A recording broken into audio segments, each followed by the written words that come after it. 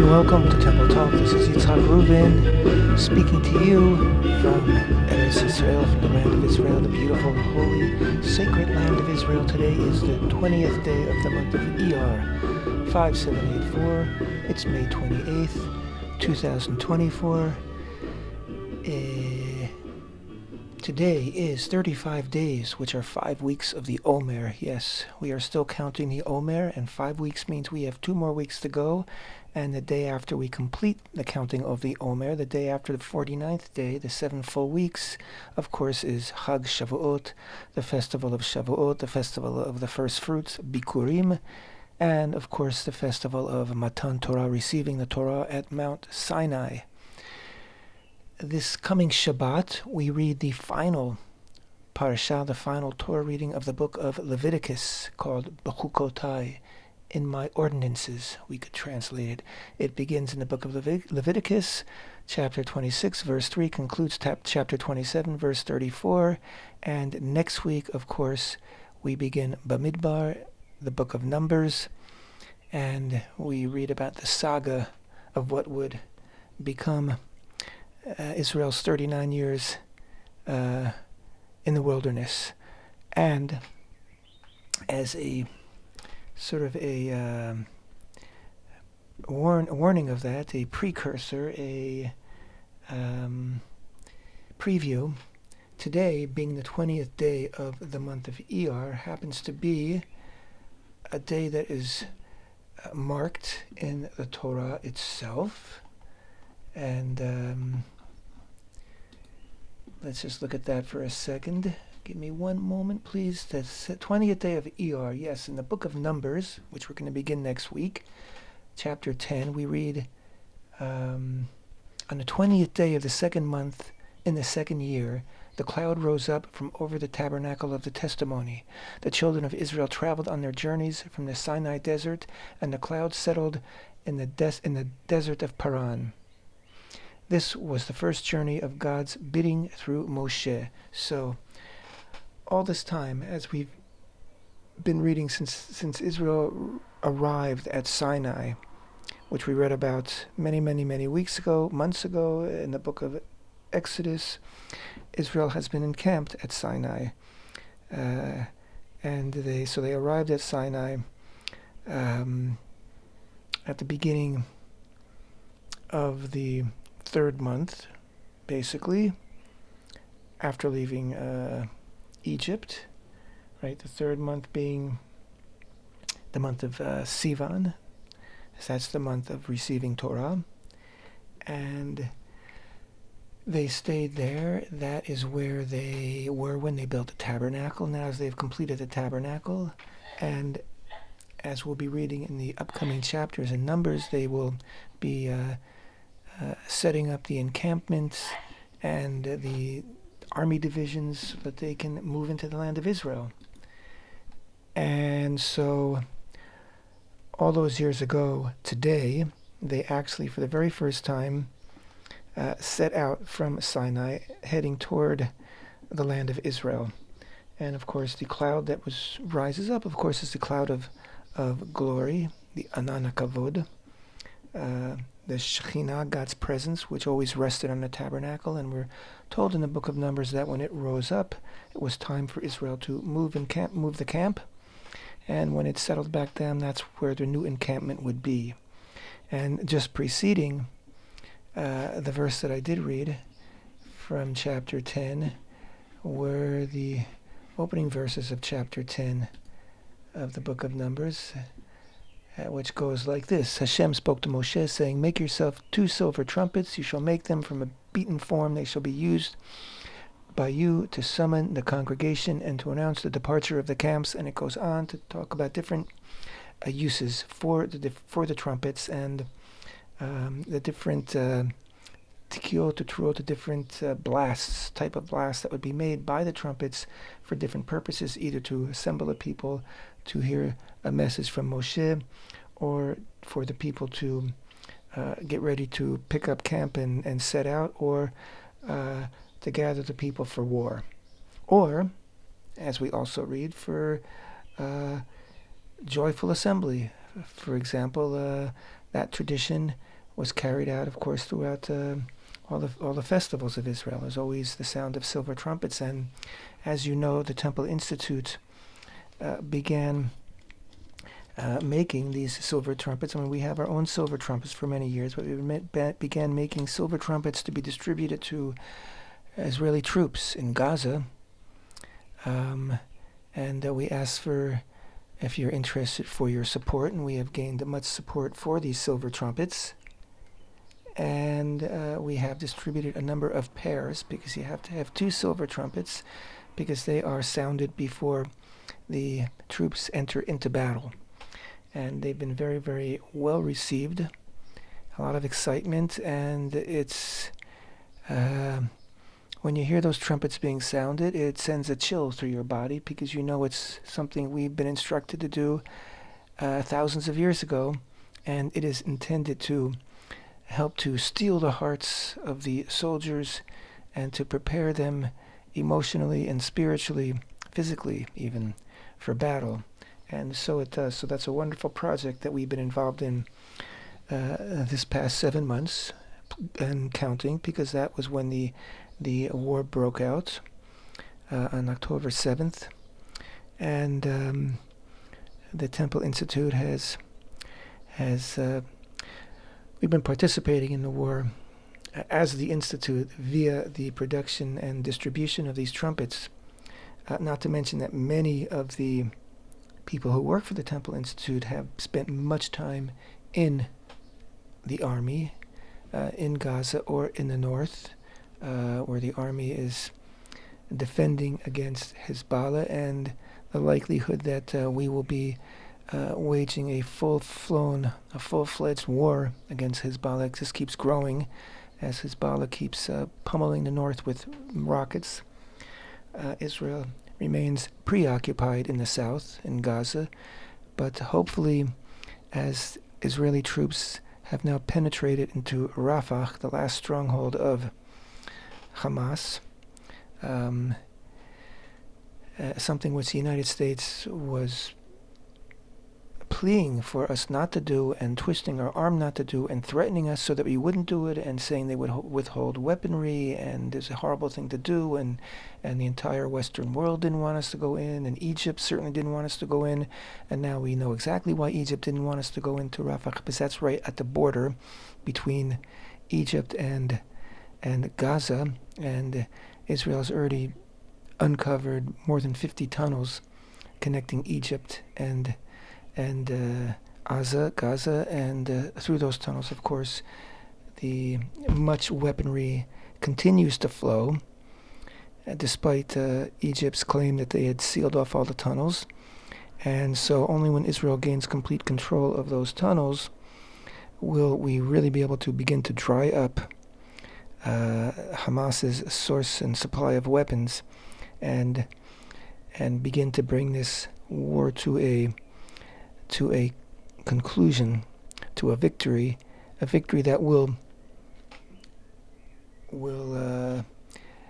mean that we will need to keep our troops in Gaza. Anybody who thinks that Israel's going to call it a victory and pull out of Gaza is dreaming, because as soon as Israel pulls out, whoever's remaining in Gaza will begin to regroup in terms of Hamas and other terrorist organizations. Israel has to be there to continue to clean up for many, many months at least, and to be a military presence there.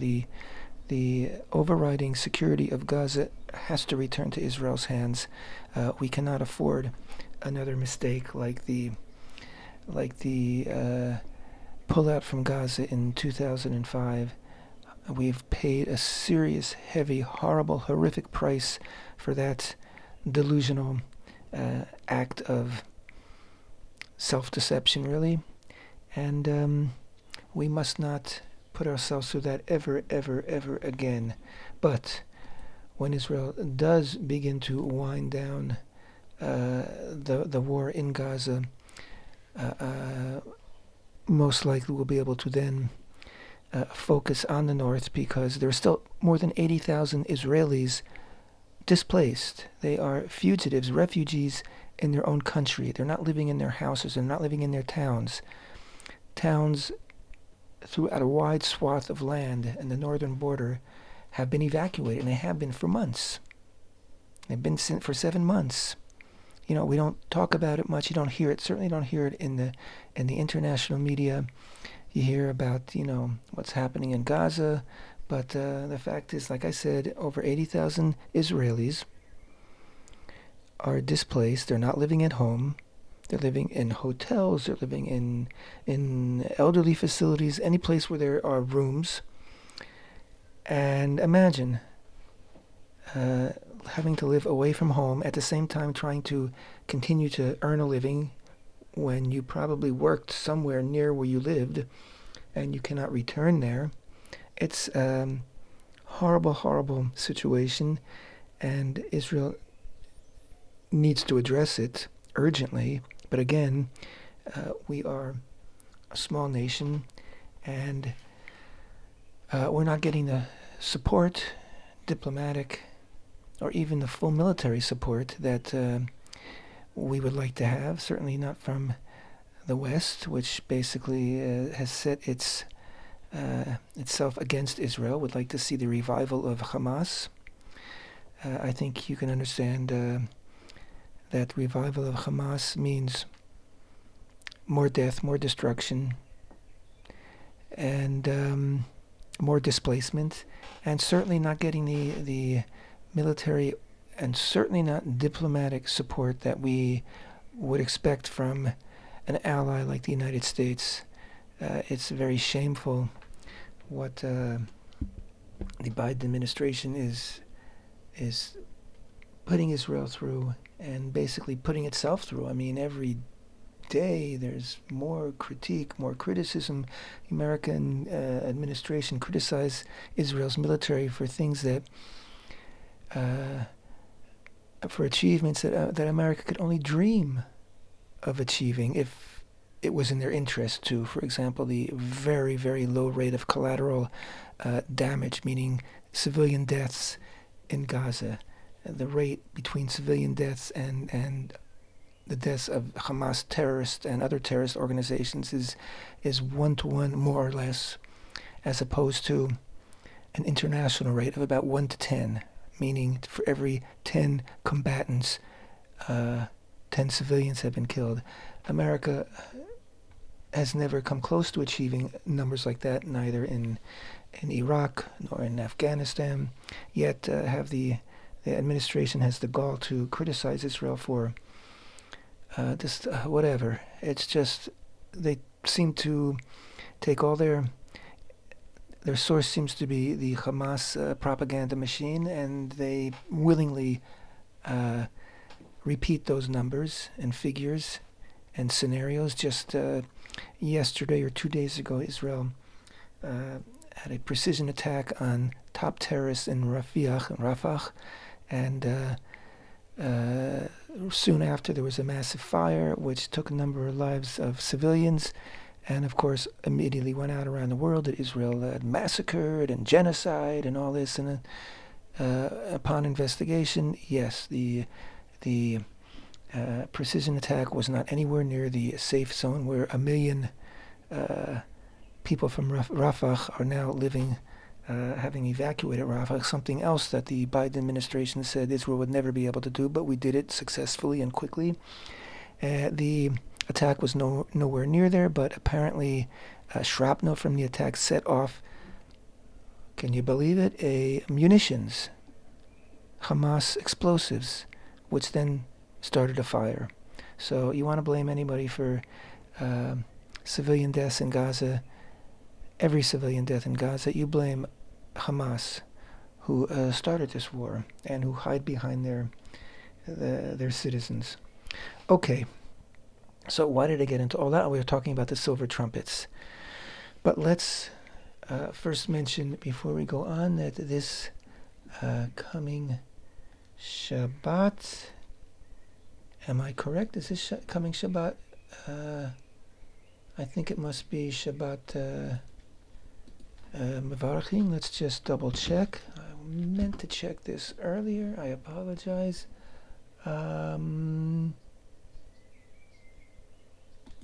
Let's see. Let's just wait a minute. Let me just double check. I'm sorry that I'm taking up all this time.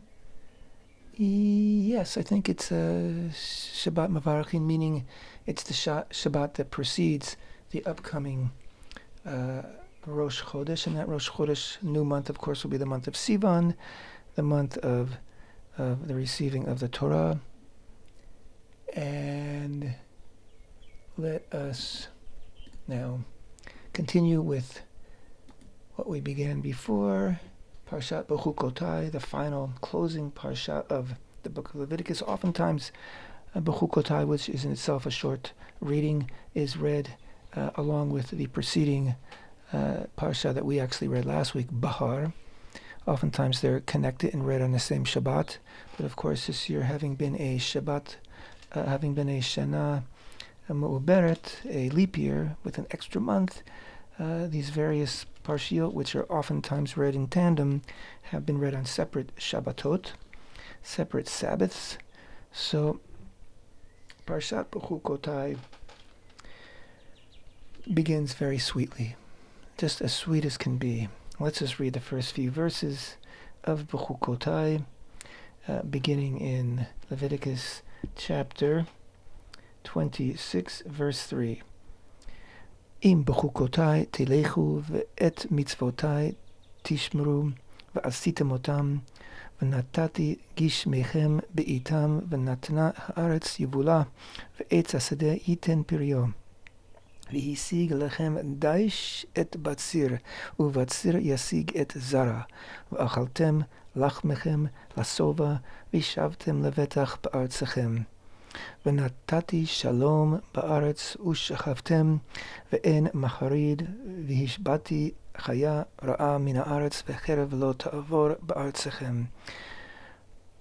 Okay, I'm just going to read that in Hebrew, and then let's just go right over to the English. I'll read a little further in English. If you will follow my decrees and observe my commandments and perform them, then I will provide your rains in their time, and the land will give its produce, and the tree of the field will give its fruit. Your threshing will last until the vintage, and the vintage will last until the sowing.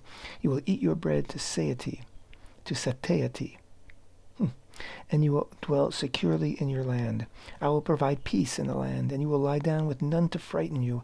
I will cause wild beasts to withdraw from the land, and a sword will not cross your land. You will pursue your enemies, and they will fall before you by the sword. 5 of you will pursue 100, and 100 of you will pursue 10,000, and your enemies will fall before you by the sword. I will turn my attention to you. I will make you fruitful and increase you, and I will establish my covenant with you. You will eat very old grain and remove the old to make way for the new.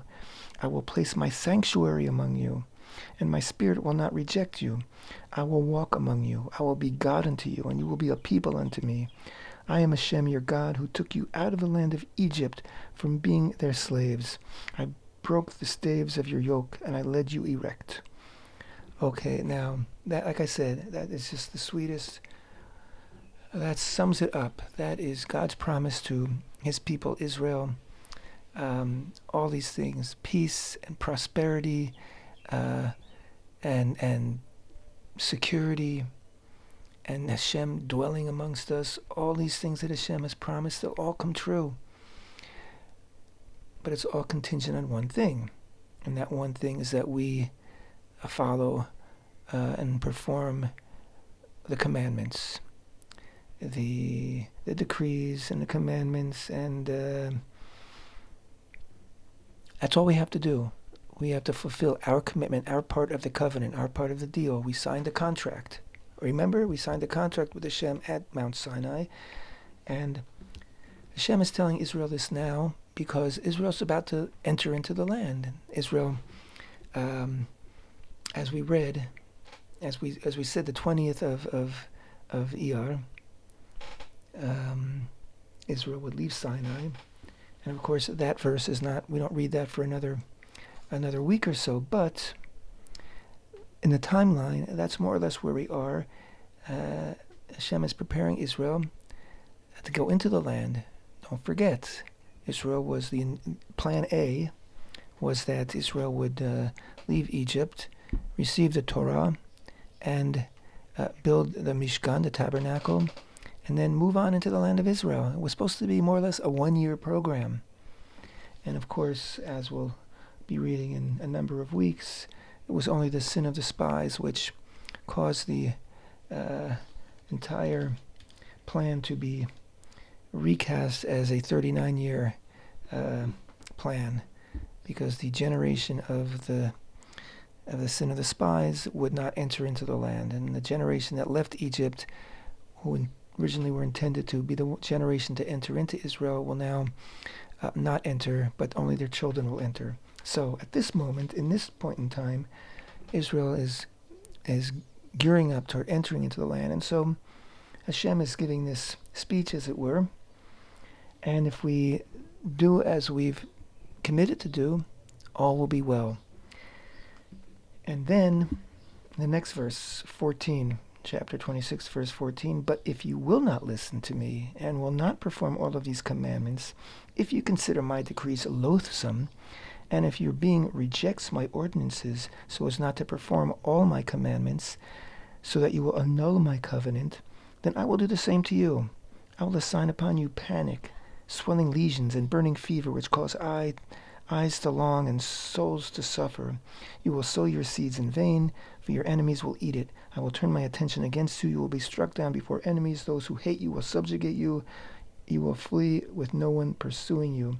And it goes on and on and on. The tochachot, what's called in Hebrew, the castigations, sometimes referred to as curses, but the castigations go on for verse after verse. They are horrible to read about, horrible to behold, and it's horrible to look back now from thousands of years after these words were first spoken, and to realize that yes, it's all happened.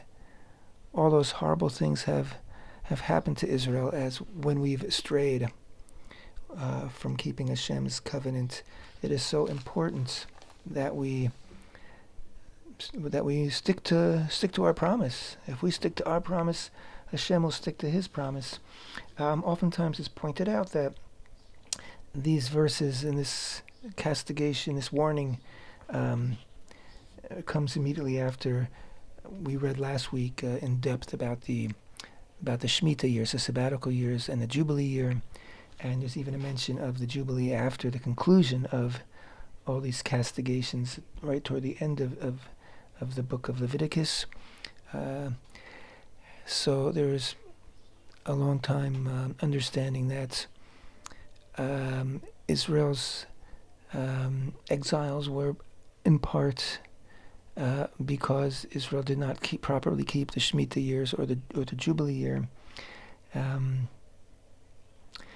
So yeah, we have a lot of responsibilities, and that really is that really is what it's all about. In the modern world, in the post-Enlightenment world, with the birth of modern democracies and the growth of modern democracies, the key word is rights. You have rights. Individuals have rights. The United States has a Bill of Rights. Those rights are sacrosanct. And they're understood that you can't mess with those rights. That is the basis of the covenant, of the contract, the social contract between the government and the people. The government will protect those rights, protect your freedom, protect your property, and you will have responsibilities toward the government. But the emphasis is on rights.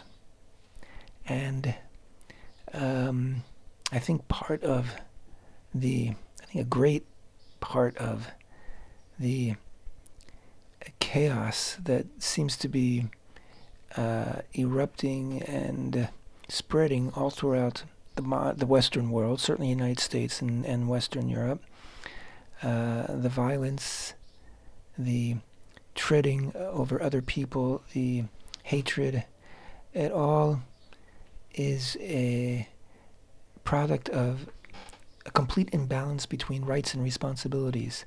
that people have focused only on the rights. I can do this, you can't stop me. And I have a right to say horrible things, and that person that I'm saying them about has no right to not have to hear those horrible things or to be protected from the results of what I'm saying or what I'm doing. It becomes a very one-sided statement of what rights are all about, which completely breaks down society. When everybody has the right to do what they want, then nobody has any responsibility toward anyone else. And without responsibility, you don't have a society. You have a mass of individuals, each one may be expressing as their rights as they see it, but they are not regarding anybody else's rights. Now, the Torah concept of what makes a nation, what keeps a nation together, allows a nation to prosper, and ultimately to enjoy freedom, are responsibilities. The Torah was not a bill of rights, it was a bill of responsibilities. And some of those responsibilities are personal, some of those responsibilities are communal, and some of those responsibilities are on a national level. But they all must be respected, they all must be adhered to and carried out. And only when we fulfill our responsibilities do we reap the benefits, do we enjoy the fruits of our fulfilled responsibilities. And that's exactly what we just read before. If you will follow my decrees and observe my commandments and perform them, then I will provide for you rains in their time, which means prosperity, and the land will give its produce, etc., etc. You'll have peace. No one will pursue you.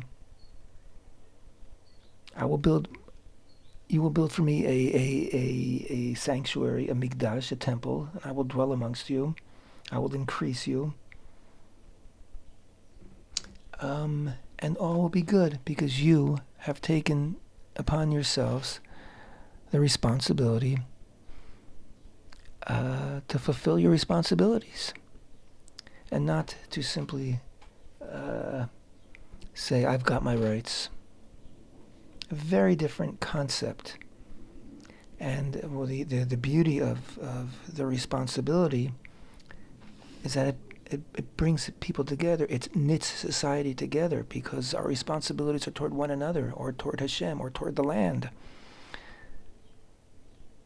So by fulfilling those responsibilities, we are actually supporting one another and making ourselves stronger, certainly as a nation, and stronger as individuals, because we all reap the benefits of knowing that we're doing our part and knowing that other people are doing their part, and together we see the results. And again, the other option is if you will not listen to me and will not perform all these commandments, if you consider my decrees loathsome, and if your being rejects my ordinances so as not to perform my commandments, and that you will know my covenant, I'll do the same to you. Tit for tat, yes. I'll do the same for you. If you have no respect for what we've agreed to, then you're on your own. You're on your own, kids. And there's a word used all throughout this long list of castigations. In Hebrew, that word is keri. And it's translated here as casualness. Let's just read verse 27. If despite this, after a list of a number of punishments or ramifications or results for your lack of accepting and fulfilling a responsibility, if despite this you will not heed me and you behave toward me with casualness, I will behave toward you with a fury of casualness. You want to be casual with me? You want to say, who cares? Okay, I'll say who cares. But when HaShem says who cares, it's bad news for us. When HaShem says, you want to play that game? Like, I don't care. it doesn't matter, then I will, as it were, turn my face away from you, and whatever happens, happens. Well, I don't care. Why should I care? You don't care. Right? If you don't care about yourself, and all these mitzvot, all these commandments are for our good, for our benefit. If you don't care about yourselves, then what do we want from HaShem? He's not a babysitter.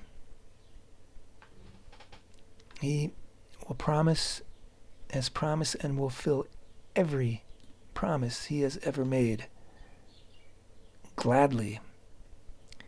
But we simply need to do what we have committed to do. And again, all the commandments, all the different mitzvot of the Torah, their ultimate purpose is for our benefit, to make our lives better.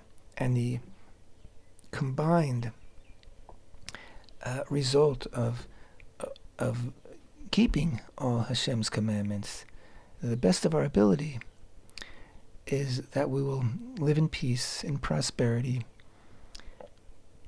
We will be not threatened by anyone, will not have to fear anyone, will not have to go to war. And here we are today in Israel at war. And there's all different, political reasons, geopolitical reasons for why we're at this war, and for why what happened on October 7th happened. And, these things go back sometimes 20, 30, 40 years. And it has to do with, United States policy and what's happening in the Ukraine, what happened in Afghanistan, Iran, everything. There's 1,000 reasons. But one reason which we in Israel cannot ignore and have to take into account and have to answer to was, as you know, the year that preceded the horrible massacre that took place on October 7th. Israel was very divided and practically at war with itself over an issue that could easily have been discussed rationally and resolved rationally within weeks. None of that had to happen, and it even created a situation. There's a plane flying overhead, heading toward Gaza, I imagine. And it even led to people calling for a refusal to serve in the army. There was, in the Air Force, there were those who said they would no longer fly. Pilots who had been trained by the state, by, our tax money paid for their very expensive training and for very expensive airplanes, jets. And they said, we're not going to fight. And whether or not these people did or didn't show up on October 7th, I don't know. But they created an atmosphere that was deadly. And they sent a message to our enemies that was an invitation to attack us. And indeed, the two things that need to be answered concerning October 7th was A, why did the Army and intelligence not take the warnings seriously? And there were many warnings. And B, why did it take the Army and the Air Force so many hours to arrive on the scene? And I think there's a direct link between what had been going on in the country the previous year, and also between these calls by radicals who just seem to want to tear the country apart to tell people not to serve. So yes, if we want to act casually toward Hashem, He'll act casually toward us. We can't allow this to happen. We have responsibilities. We need to fulfill them. And when we do, we'll have peace, prosperity, and a holy temple. Thank you so much for being with me. Temple Talk.